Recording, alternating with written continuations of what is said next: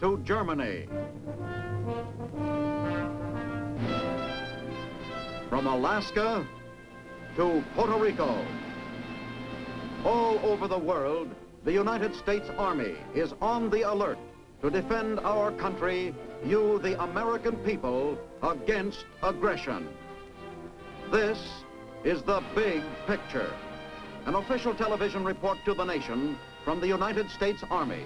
Now, to show you part of the big picture, here is Sergeant Stuart Queen. In recent months, in the press, over the radio, and also here on television, you have heard of the new and awesome developments in warfare which put modern muscle into your army. Such muscle is the 280-millimeter cannon, the Honest John artillery rocket, and the Corporal long-range guided missile. Such modern muscle is tactical television and air delivery of masses of men and their equipment. But what if we were really attacked by an aggressor force? How would these weapons be employed on the battlefield? The big picture takes you to a deserted area in North Carolina for the answer.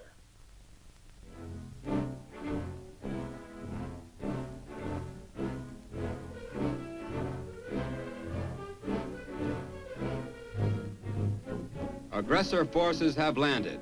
Heavily reinforced and equipped with the latest weapons, their scheme calls for conquest of the whole United States. Now, with a foothold well established on American soil, they prepare to press the attack. The order to advance is given. It passes down the line to the local commanders.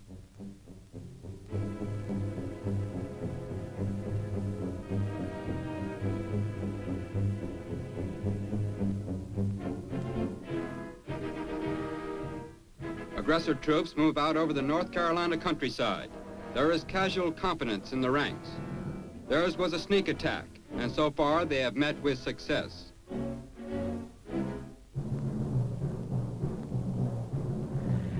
The aggressor is well equipped.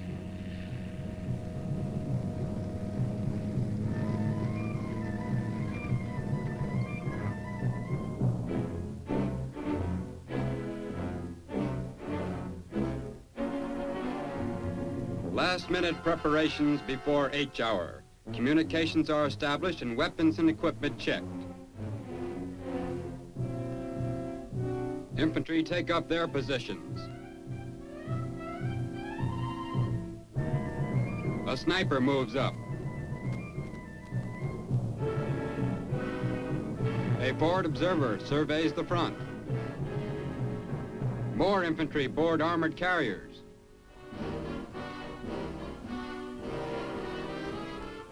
Automatic weapons are brought up to cover the infantry.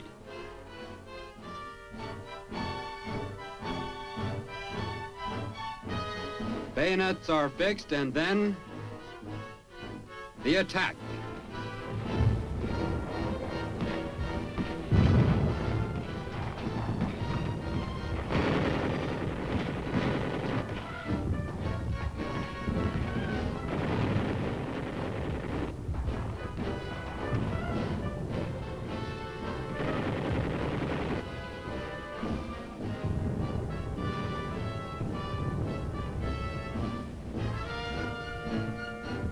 Armor presses forward. Local resistance is crushed. It is the Blitzkrieg, the lightning war.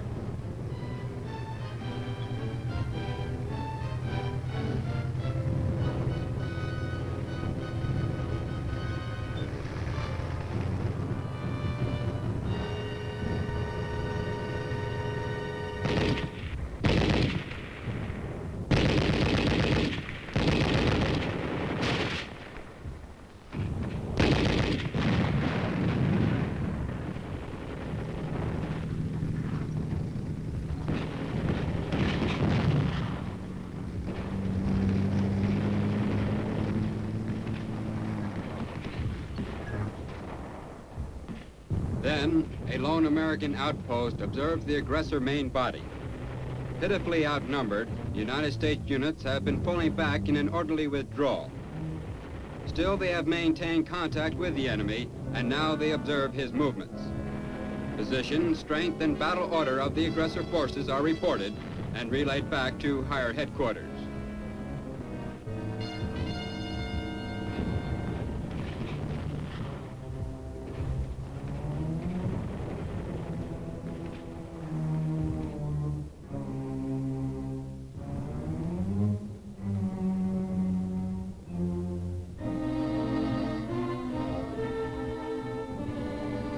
Other observers' reports filter in, too.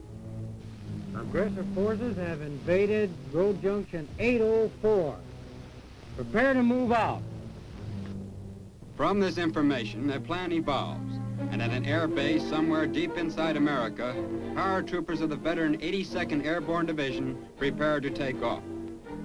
These are the Minutemen of tomorrow. Their mission, to establish an airhead directly in the path of the aggressor onslaught, to knock him off balance, hold him up until the American main body can be brought into the battle.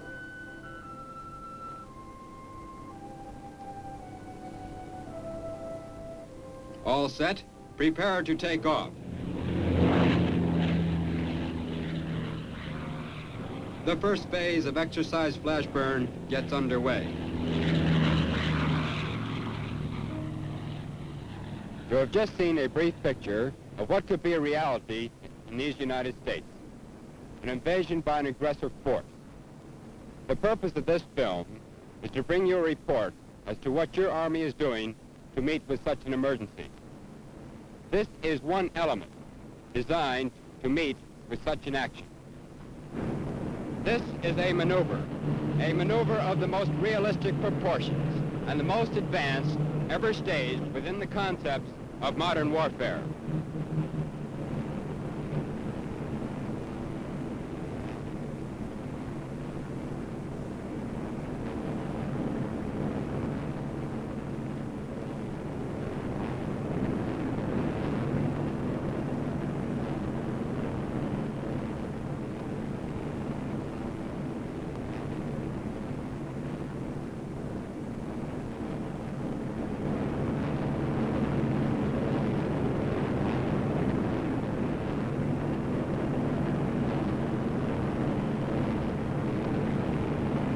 The sky is full of men, thousands of fighting men, a whole division. Modern Minutemen and their battle equipment float down from the heavens to the ground beneath.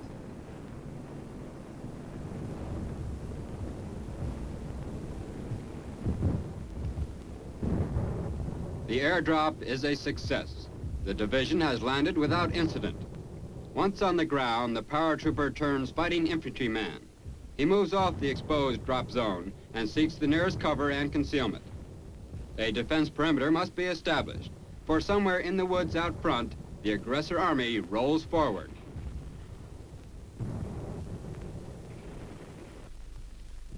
But exercise Flashburn is only a maneuver designed to train your army in the use of new atomic weapons. To explain what exercise Flashburn means, here is Lieutenant General A.R. Bowling, the maneuver director. 60,000 Army personnel are going to be employed in this large atomic defensive maneuver, which has been named Exercise Flashburn. It will include many new concepts and weapons of tactical warfare, proposed changes in the organization of the infantry regiment to make it a stronger and more effective fighting force will be tested during this exercise. It will also provide the latest step in testing our newest weapons.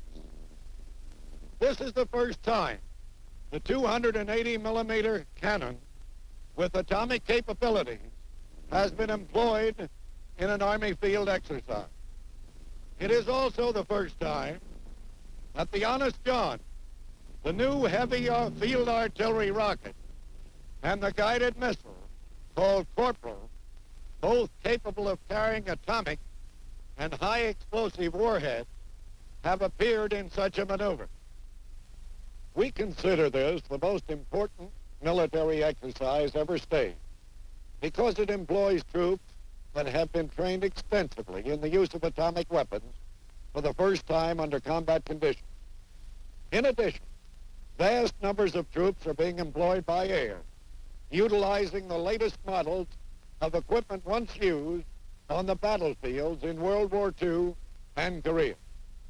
We have made this exercise as close to reality as strictest safety rate precautions would allow. Along with the Army, the Air Force is running a maneuver in conjunction with ours called TAC Air 54-7. while the Army is receiving invaluable training in the defense against enemy air attack, tactical use of atomic weapons, land-mine warfare, and defense against chemical, biological, and radiological warfare, the Air Force will be testing and training tactical units in all phases of field operations. We intend to simulate many things throughout this exercise, such as atomic bomb explosions, but we are certain that those soldiers participating will get profitable training and that many of the defensive and offensive movements will provide the best methods to be used in modern warfare. Now, although we have advanced atomic weapons, I must emphasize that the ground soldier cannot be replaced. There is no substitute for him in gaining and in holding ground. To see what's going on, to meet the aggressor threat, the big picture camera moves into the field. Here's an atomic weapon that's making its first appearance in a combat tactical maneuver. Sergeant, what is your position with the crew here? I'm the chief of a corporal launching section, sir. Now, you must have quite some specialized training, and your men, too. Yes, sir. We have quite extensive schools of approximately 2 years at the Artillery and Guided Missile Center at Fort Bliss, Texas, sir. In Texas? Yes, sir. Now, how far can you send out this weapon? This corporal surface-to-surface guided missile can hit targets at ranges greater than 50 miles, sir. Now, do weather conditions affect your firing at all? No, sir. Weather condition or visibility does not affect us whatsoever. Now, what about the mobility of this large weapon here? Well, sir, this machine that you see here, with this machine, we can set our missile in approximately any position that we want it, and this machine will turn around almost on a dime, sir. Turn on a dime? Yes, sir. Well, that's very interesting. Now, this is the first time that you've had the corporal in a maneuver such as this, isn't it? Yes, sir. And you're now preparing it for a simulated fire. Yes, sir, we are. And I know you want to get into action. We enjoyed talking with you. Thank you very much. Welcome, and good luck sir. to you, too. Leaving the corporal guided missile, we took a look at Honest John. The crew chief was just getting ready for action. He told us that Honest John was a surface-to-surface missile, and although there was no guidance of the rocket once aimed and fired, still it was capable of accurately hitting the target some 18 miles away.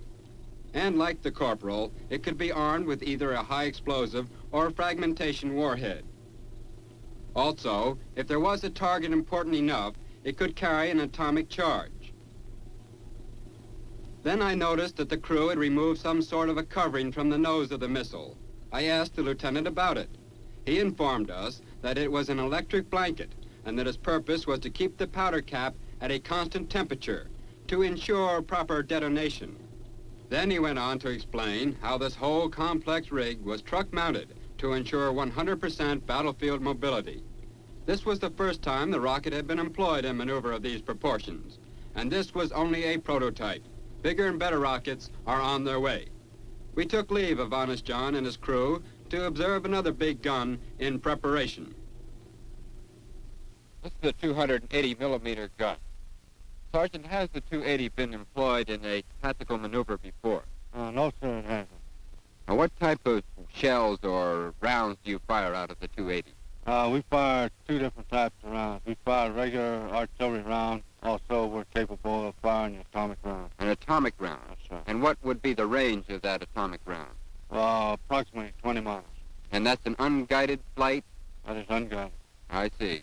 Now, how easy is it to move this huge weapon? It looks awfully large to me.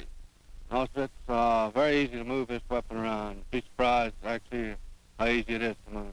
Well, that's quite amazing. Now, you are the section chief, is that correct? Section chief. Now, you could probably tell us in your own words, how do you feel about this weapon? Well, as long as I've been in the Army, I've been in artillery, and been in quite a few of them, and I wouldn't say this for any of them. Well, that's quite a note of recommendation. Yes. Thank you very much for talking with us. Enjoyed it. Thank you. Here's another specialized soldier. Yes, he's a tactical television cameraman. Private, how does this camera compare to the television camera we see in the studio? This camera is a much smaller industrial version, having only about 3 tubes, sir. What do you have to do to operate this tactical television camera? I just pointed at the scene I wish to take, sir. Well, what about focusing? As you see it now, it's done remotely from by another operator. Back at the monitor? That's correct, sir. Now, how far can you transmit to the command post this action that's going on here at the front? We can transmit this by radio a maximum of 25 miles with our equipment. And the officers in command can get that 25 miles from here? That's correct, sir. Now, this is the first time that tactical television has appeared in a maneuver. Am I correct? That's right. And it's been well accepted, I understand, also. We've had very good results with it in this maneuver. What do you think of tactical television as future yourself? It has a great future because it can provide the information accurately and instantaneously to the command. Well, thank you very much. You better get back to televising now. It's very interesting. Somewhere out front is the aggressor enemy. Where and how many? The forward outpost can tell, but the general wants to know. It's important. That is the story of tactical television. From the cameraman observer, the picture goes back by cable to this control point, mounted in a 3/4-ton truck. Here, the picture is monitored, and a constant control kept over picture brilliance, clarity, and definition.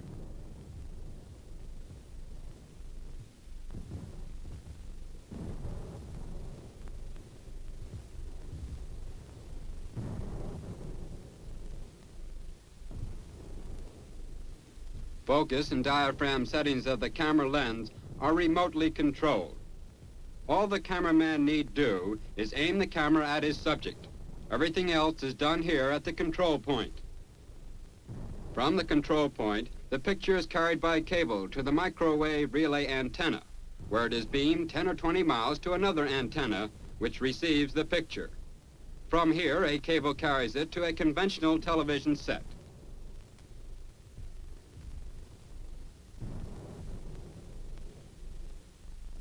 Here, at a regimental command post, a photo interpreter helps the intelligence officer to evaluate the televised picture. For a more general idea of the enemy situation, tactical television takes to the air. A light plane flies over aggressor-held territory. It's a conventional-looking aircraft, but inside is a miniature television station. Behind the pilot is the television cameraman. Through the electronic viewfinder, he monitors the picture the camera is taking. He controls camera movement with his left hand as he keeps watch through the viewfinder.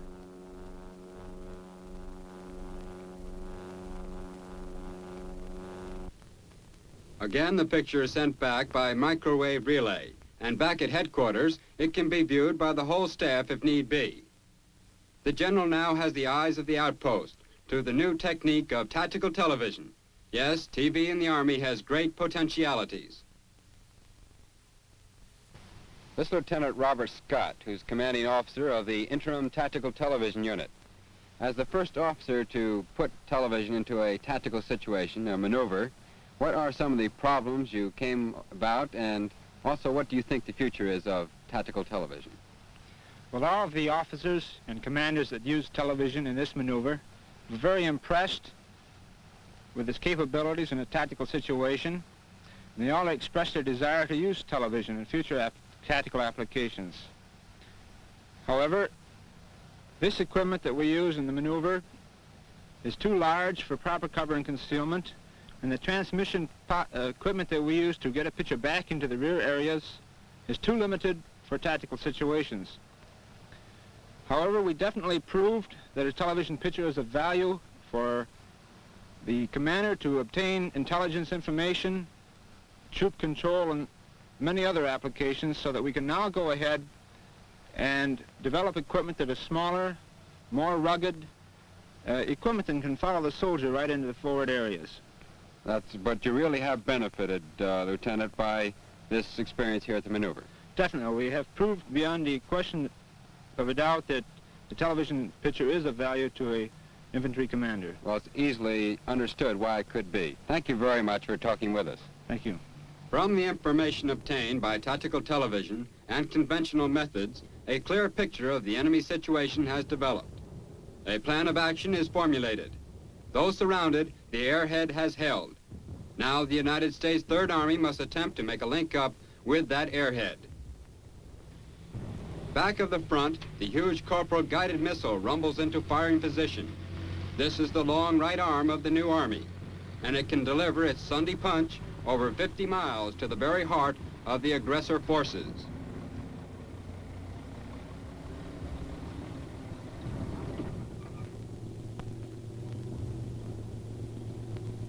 With this simple control panel, it's a one-man operation. Just a twist of the finger, and the Corporal raises its ponderous bulk into firing position. Slowly, with the steady assurance of the sunrise, it climbs into the sky. Under electronic guidance throughout its entire flight, its accuracy is unexcelled. Through densest fog or darkest night, it can strike without warning. But Corporal is only the beginning. Soon there will be others more deadly even than this.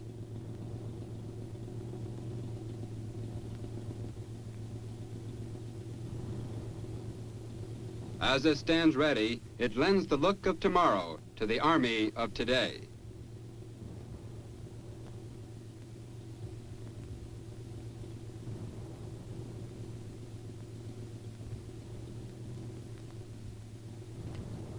But other weapons are getting ready too. From its concealed position, the 280mm cannon springs into life. Camouflage nets are removed as the crew prepares for action. Known affectionately as the Mobile Monster, it is capable of placing an atomic shell accurately on the enemy 20 miles away.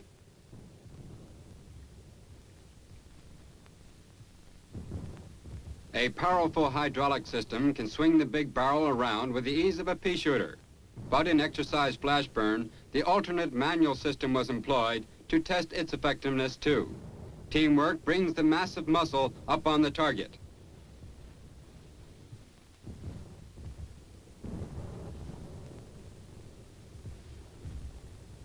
All set, ready for fire. At another firing site, in another part of the battle area, troops rush out to prepare Honest John. An unguided missile, it is aimed like an artillery piece. Yet one round from Honest John packs the wallop of many hundreds of conventional artillery rounds. With last-minute checks accomplished and safety pins pulled, Honest John lifts into firing position.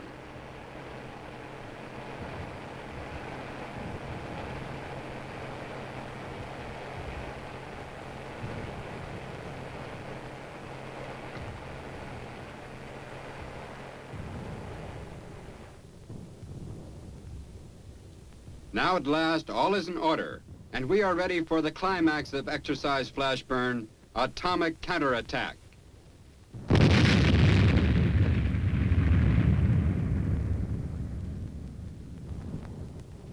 A mock mushroom cloud rises high in the sky as simulated atomic explosions add realism to the maneuver.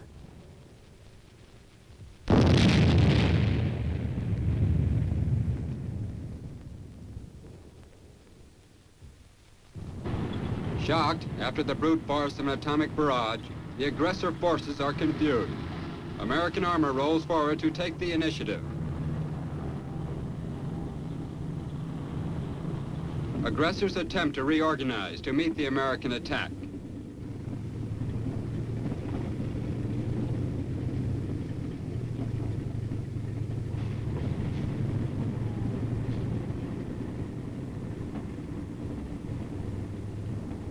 Surviving infantry positions are reinforced with armor.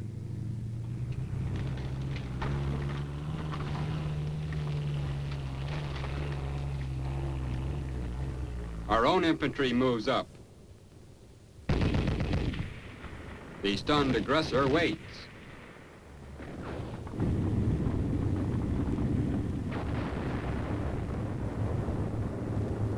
Our armor opens the attack. In the following tank engagement, the American armor punches through, rumbles across the aggressor positions and into his rear areas.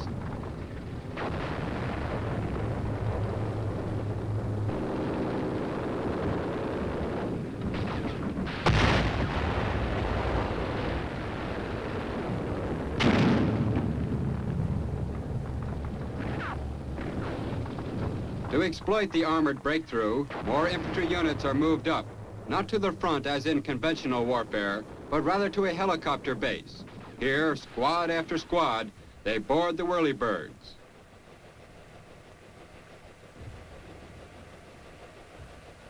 And the whole combat team takes off.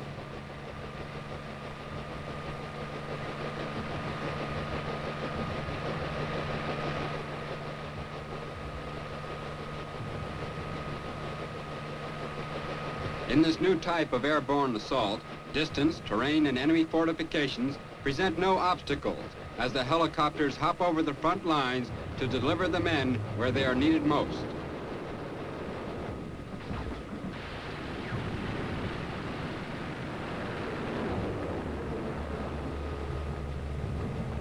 Through smoke and fire, they charge the aggressor positions and rout them from the American soil. The tanker's success is turned into a ringing American victory.